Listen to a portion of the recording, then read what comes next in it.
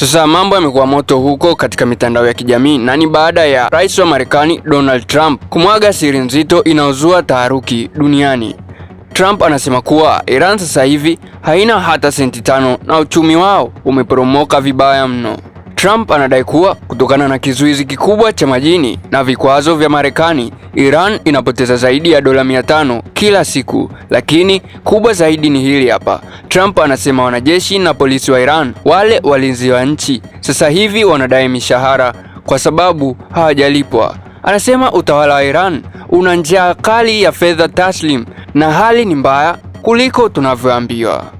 Sio mishahara tu, ripoti zinaonyesha kuwa bei za vyakula kama vile mikate zimepanda juu zaidi ya 40% tangu mwanzo wa mwaka huu wa 2026. Uchumi wao unashuka kwa kasi na Trump anasema hii ndio sababu anawashinikiza kukaa kwenye meza ya mazungumzo. Kwa maneno yake anasema Iran inaporomoka kuelekea shimoni.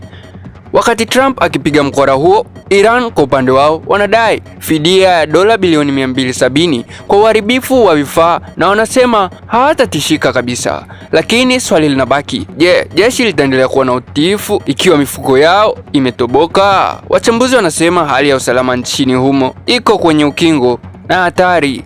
Trump ametoa onyo, aidha wakubali mkataba mpya au shinikizo liongezeke. Wewe unaonaje? Je, Trump anasema ukweli au ni mbinu za kisiasa? Dondosha komenti yako hapo kupitia comment section, lakini pia usisahau kusubscribe, like, share, turn on notification ili uzidi kupata update ya matukio mbalimbali yanayojiri every time.